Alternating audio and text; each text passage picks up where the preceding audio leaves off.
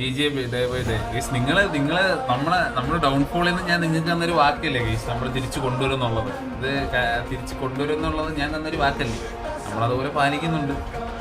Okay, തൂക്കത്തില്ലെന്നല്ല പറയുന്നത്, but അത്യാവശ്യം നല്ല രീതിക്ക് കഷ്ടപ്പെട്ടിട്ട് തന്നെയാണ് നമ്മൾ കൊണ്ടുവന്നത്. രണ്ടാമത് ഈ ഒരു കംബാക്ക് എന്ന് പറയാൻ പറ്റില്ല, എന്താ പറയുക,